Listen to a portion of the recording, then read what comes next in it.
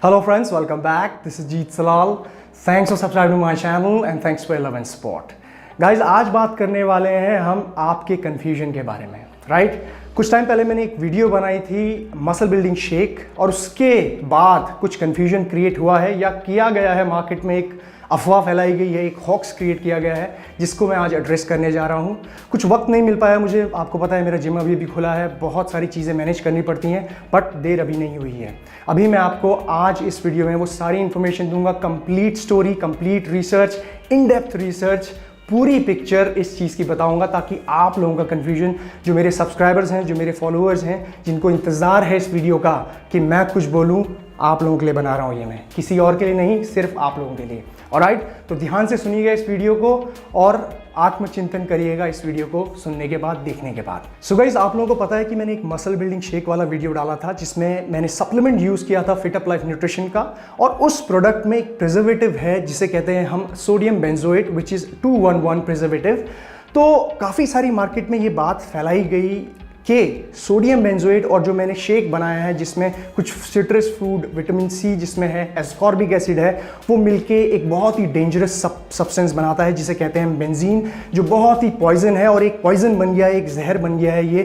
तो ये सारी बातें मार्केट में जब फैली, आप लोगों के पास पहुंची, तो बहुत ज़्यादा न्यूसेंस क्रिएट हुआ और बहुत ज़्यादा लोगों को परेशानी हुई, बहुत ज़्यादा डाउट क्रिएट हुआ। तो आज इसको मैं क्लियर कर रहा हूँ।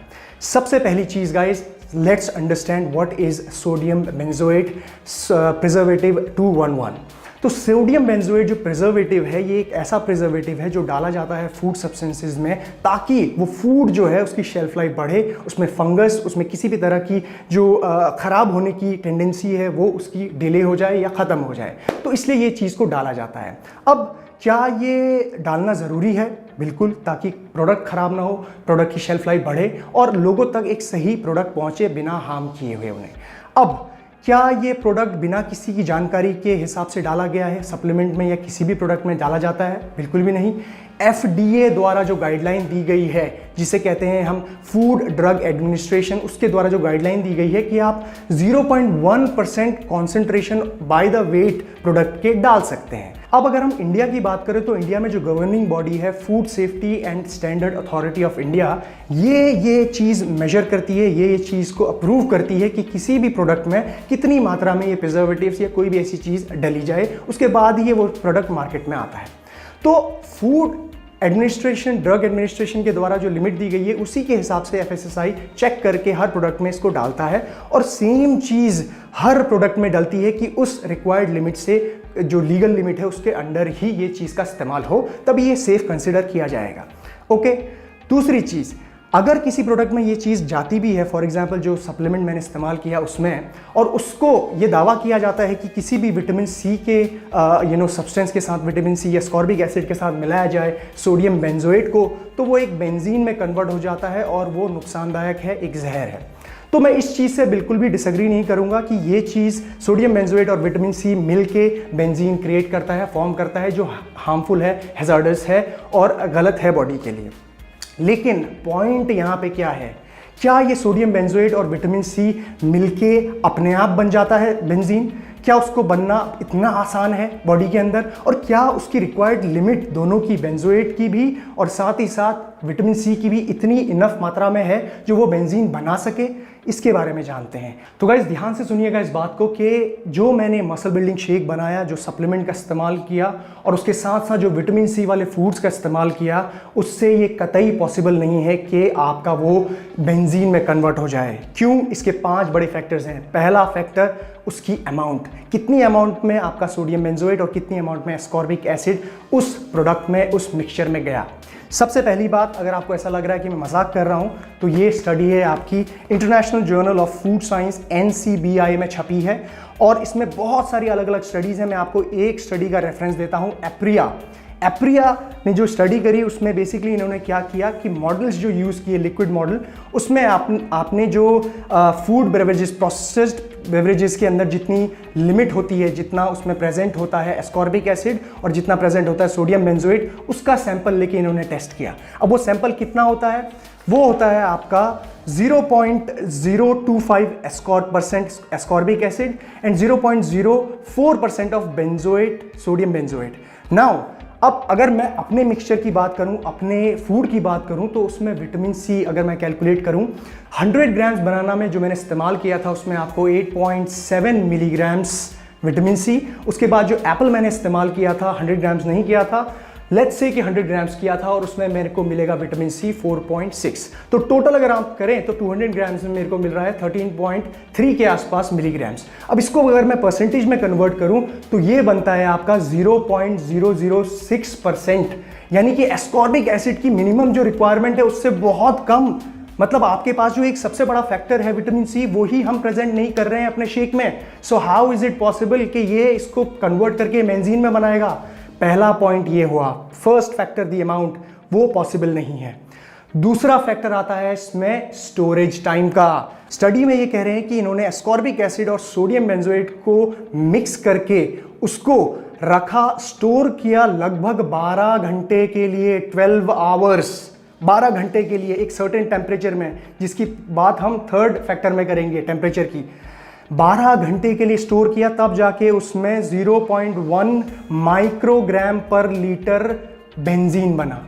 0.1। अभी मैं आपको बेंजीन बताऊंगा कि कितनी लिमिट होती है, क्या होती है, लेकिन आप सुन लीजिए इसको।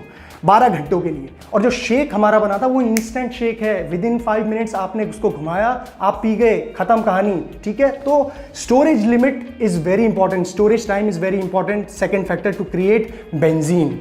और गाइस एक बहुत ही इंपॉर्टेंट बात यहाँ पे रिलेटेड आती है सोडियम बेंजोएट के, कि इसकी जो लाइफ रहती है ये 24 आवर्स के अंदर अंदर अपनी बॉडी से एक्सक्रीट हो जाता है थ्रू यूरिनेशन, स्वेटिंग के थ्रू। साथ ही साथ जब हम विटामिन सी की बात करते हैं, एस्कॉर्बिक एसिड की, तो ये विटामिन आपका वाटर सॉल्युबल रहता है और इसको डेली आपको इंटेक करना पड़ता है, और ये डेली आपकी बॉडी से थ्रू यूरिनेशन, एक्सक्रीशन के थ्रू निकल जाता है। तो पॉसिबल ही नहीं है कि दोनों सब्सटेंस आपकी बॉडी में इतने लंबे वक्त तक स्टोर रह सकें ताकि ये बेंजीन बनाए। नाउ तीसरा बड़ा फैक्टर आता है इसमें कैटलिस्ट का। कैटलिस्ट क्या चीज़ होती है? जो आपके रिएक्शन को बढ़ाती है, रिएक्शन को कंप्लीट करने में हेल्प करती है। तो अगर आपको बेंजीन बनाना है एस्कॉर्बिक एसिड और बेंजोएट से, तो उसमें कैटलिस्ट दो इंपॉर्टेंट चाहिए, metal ions which is CuSO4 and FeSO4। ये कहाँ से प्रेजेंट होंगे आपके फूड में? जब तक ये प्रेजेंट नहीं है बड़ा फैक्टर, तब तक वो बेंजीन में कन्वर्ट नहीं होगा। सो थर्ड फैक्टर बहुत इंपॉर्टेंट। चौथा फैक्टर आता है इसमें टेम्परेचर का, यानी कि किस टेम्परेचर पे बेंजोएट यानी कि बेंजोइक एसिड और एस्कॉर्बिक एसिड को मिक्स करके रखा गया है, कितने वक्त तक।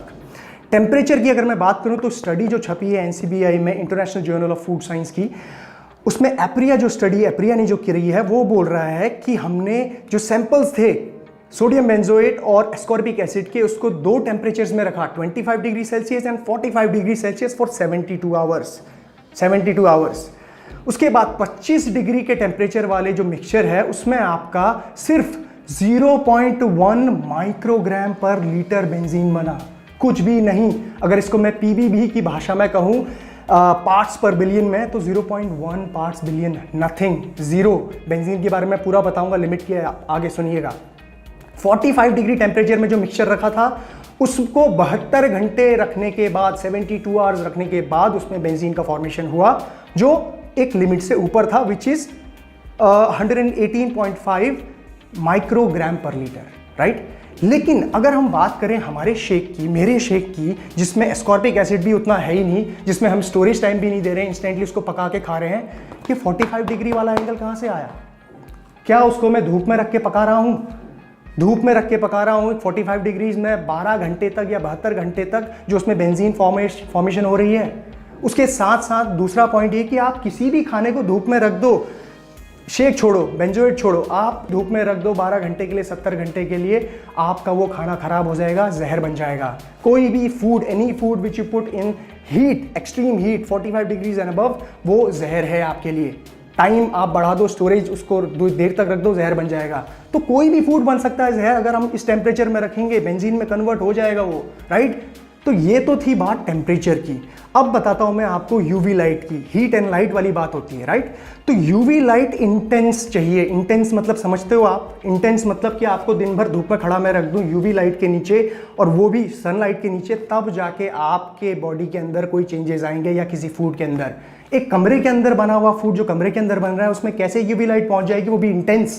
पॉसिबल ही नहीं है। I mean it's nonsense, right. तो ये समझना पड़ेगा गाइज आप लोगों को कि आप क्या कर रहे हो, क्या बोल रहे हो। ये रिसर्च की बात की थी ना, सुनो।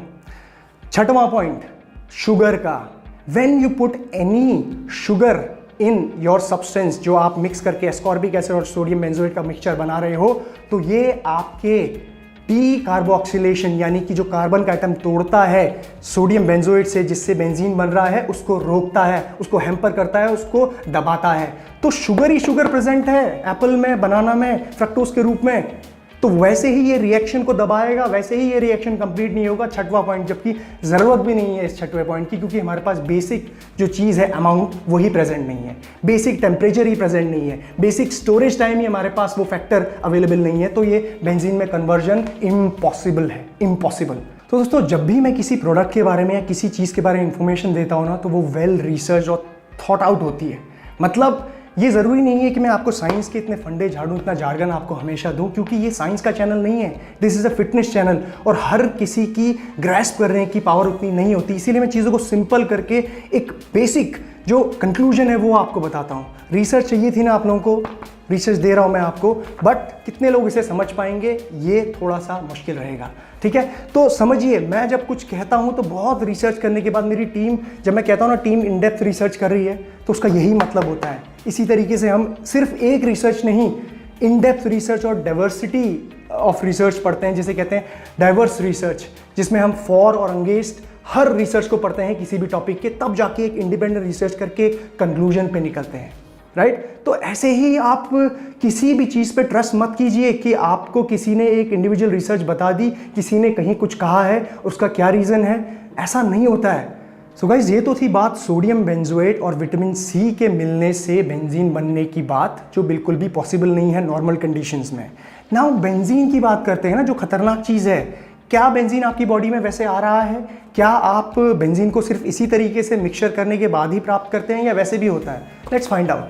तो बेंजीन की अगर मैं बात करूँ ना दोस्तों, कोई इसकी लीगल लिमिट तय नहीं की गई है फूड एंड बेवरेजेस में, लेकिन वाटर में इसकी जो एक लिमिट तय की गई है WHO द्वारा, वर्ल्ड हेल्थ ऑर्गेनाइजेशन द्वारा, वो है आपकी 5 ppb। मैं PPB बार बार कह रहा था, याद करिए, पार्ट्स पर बिलियन, PPB, राइट। तो इसको इस यूनिट में आपके बेंजीन को मेजर किया जाता है, या फिर माइक्रोग्राम में पर लीटर में।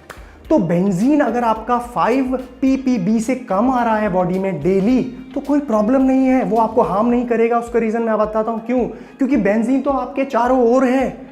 जो एनवायरनमेंट, जो आप सांस ले रहे हैं, 99% वी इनहेल द बेंजीन। हमारे पूरे एनवायरनमेंट में बेंजीन फैला हुआ है ड्यू टू पोल्यूशन। जो हमारे व्हीकल चलाते हैं, हम गाड़ियाँ चलाते हो, कार चलाते हो, ट्रैवल करते हो किसी भी बस में, ऑटो में, वहाँ से बेंजीन इनहेल कर रहे हो आप रोज़ कई मात्रा में, लेकिन वो 5 ppb से कम है।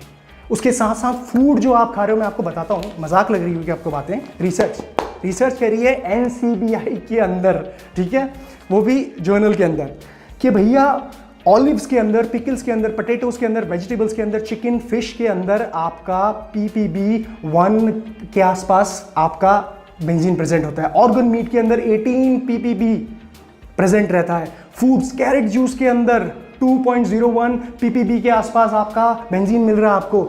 आप तो ये सब खाना बंद कर दो, उसके बाद बेंजीन है इसके अंदर। Avoid all these foods, chicken नहीं खाना, एग्स नहीं खाना, कैरेट जूस नहीं पीना, ट्रैवल करना छोड़ दो, घर में बैठो, राइट। सो सेंस नहीं है इस बात का कि बेंजीन आ रहा है, अब हमारा DNA टूट जाएगा, कैंसर हो जाएगा, 5 साल बाद हम मर जाएंगे, पॉइजनस है ये। Bullshit, BS, complete BS।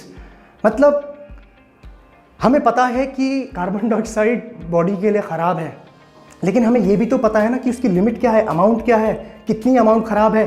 जितनी हम ले रहे हैं उससे कोई प्रॉब्लम नहीं होगी, जबकि वो पूरे एनवायरनमेंट में है। Same goes with benzene. Her food में ऑलमोस्ट आपको ये बेंजीन की कुछ अमाउंट मिलेगी, एनवायरनमेंट में आपके है। कैसे अवॉइड करोगे उसको? पॉसिबल ही नहीं है। इसीलिए मैं कह रहा हूँ कि अफवाहों को, हॉक्स को इतना मत बढ़ाओ कि आप पागल हो जाओगे। और जब आपके पैर टूटा होता है, आपकी टांग टूटी होती है, तो आप दांत के डॉक्टर के पास थोड़ी जाते हो, आप तो हड्डी के डॉक्टर के पास जाते हो ना। तो इसीलिए हमें ये भी समझना पड़ेगा कि प्रॉब्लम जो है उसको जो सॉल्व कर सकता है उसी की बात सुने, राइट। और रिसर्च की जब आप बात करते हैं, ये रिसर्च हमेशा मेरे पास होती है, लेकिन आप लोगों तक ये पहुंचाना तब ज़रूरी हो जाता है जब आप इस तरह की अफवाहों और इस तरह के बेसलेस स्टेटमेंट में, जो सिर्फ 1 या 2 रिसर्चेस के ऊपर बैठी हुई है। ठीक है, अब बात करते हैं भाई प्रिजर्वेटिव है, इसको बैन करना चाहिए। बहुत सारे पेटिशंस, एक पेटिशन का नाम लिया गया change.org का। तो गाइस आपको एक सच्चाई बताता हूँ, वो change.org की जो पेटिशन थी ना, फालतू पेटिशन, 39 मेंबर्स ने साइन किया था पूरे, सोच लो आप इंडिया में, मतलब 39 लोग इकट्ठे नहीं कर पाए लोग। तो वो पेटिशन सस्टेनेबल ही थी, कोर्ट ने मना कर दिया कि क्या बेसलेस चीज़ें लेके आए हो सामने, ये तो फूड में डलेगा ही इतना। तो बेंजोएट जो है ये ख़राब नहीं है एक सर्टेन लिमिट में। अगर ऐसा होता तो हमारी गवर्निंग बॉडीज़, वहाँ पे सब एजुकेटेड लोग बैठे होते हैं, बहुत पढ़े लिखे लोग बैठे हैं वहाँ पे, जो डिसीजंस लेते हैं कि फूड कौन सा जाएगा, क्या अप्रूव होगा। कई सालों की रिसर्चेस, लेटेस्ट रिसर्च उनके पास होती है, तब जाके वो डिसीजंस लेते हैं। बहुत समझदार हैं आप और हमसे वो लोग। प्लीज़ क्वेश्चन मत करिए उनकी डिसीजंस पे। अगर आपको ख़राब लगता है तो आप मत करिए ऐसा, लेकिन पूरी दुनिया को ज्ञान देने की ज़रूरत नहीं है, क्योंकि सब समझदार लोग हैं। और जैसा मैंने कहा कि अगर आपकी टांग टूटेगी तो आप दांत के डॉक्टर के पास नहीं जाओगे, you won't go to a dentist. समझिए इस बात को। और गाइस, आप जितने भी सोशल मीडिया इन्फ्लुएंसर्स हैं, जो लोग भी अपनी वैल्यू रखते हैं मार्केट में, प्लीज़ मैं आप लोगों को रिक्वेस्ट करता हूं कि कभी भी इस तरह के बेसलेस स्टेटमेंट्स को, बेसलेस रिसर्चेस को, बेसलेस वीडियोस को कभी भी प्रमोट ना करें, क्योंकि ये ना सिर्फ लोगों में दहशत फैलाता है और एक खुद की रेपुटेशन आपकी इसमें बहुत दांव पे लग जाती है, क्योंकि मेरे पास हमेशा प्रूफ होता है। ठीक है, प्लीज़ समझिए इस चीज़ को कि हम एक कम्युनिटी हैं, एक फैमिली हैं। हम फिटनेस में जब काम कर रहे हैं एक साथ, तो एक दूसरे को हेल्प करके ही आगे बढ़ेंगे, पॉजिटिविटी को फैला के आगे बढ़ेंगे, ना कि नेगेटिविटी को। अगर हम चाहते हैं कि हम आगे बढ़ें तो दूसरों को आगे बढ़ाओ, दूसरों की अच्छाइयों को प्रमोट करो। मतलब आप ड्रग फ्री इंडिया मिशन के बारे में कभी बात नहीं करते, जो हम अच्छी चीज़ें करते हैं उसके बारे में कभी बात नहीं करते। Why not spread this? अगर यही बढ़ना है आपस में एक दूसरे को आगे, तो ये चीज़ों को प्रमोट करके हम आगे बढ़ेंगे। ये बेसलेस चीज़ों को आगे बढ़ा के हम कभी भी आगे नहीं बढ़ेंगे। समझिए इस बात को। अगर आप लोगों को आगे बढ़ना है तो अपने आप को आगे लेके आओ, पीछे दूसरे को मत खींचो, दूसरे की टांग मत खींचो, राइट? तो समझदार बनिए और spread positivity. And I request all my subscribers, my followers, कि दोस्तों सही नॉलेज को प्रमोट करो, कंफ्यूज मत हो। जीत सलाल के पास बहुत नॉलेज है जो आप लोगों को हमेशा सच बताएगा, और मेरे पे डाउट मत करो। मैं अगर किसी सप्लीमेंट को या किसी प्रोडक्ट के बारे में कुछ बोल रहा हूं तो बहुत रिसर्च करने के बाद, टेस्ट करने के बाद ही बोलता हूं। आप लोगों तक वो इन्फॉर्मेशन पूरी इसलिए नहीं पहुंचती क्योंकि साइंस का चैनल नहीं है ये। आप लोगों को कंक्लूजन सुनना है, सही या गलत, क्यों, बेसिक चीज़ें आपको बतानी है, राइट? तो आप समझिए इस चीज़ को और पॉजिटिविटी फैलाइए यार लाइफ में। ये वीडियो को शेयर करिए उन लोगों तक जो अभी भी वहीं फंसे हुए हैं, अभी भी उसी चीज़ में फंसे हुए हैं, वहाँ तक पहुँचाइए इस वीडियो को। I request all of you.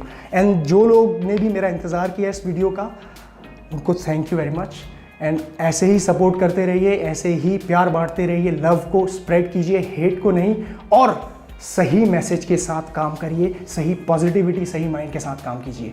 Let's go, let's make drug free India and take care. I love you all, bye bye. और रही बात इन सारे रिसर्च पेपर्स की, तो मैं रेफरेंस के लिए आपको डाल दूंगा डिस्क्रिप्शन बॉक्स में, इनको आप चेक करिए, पढ़िए, उसके बाद डिसीजन लीजिए।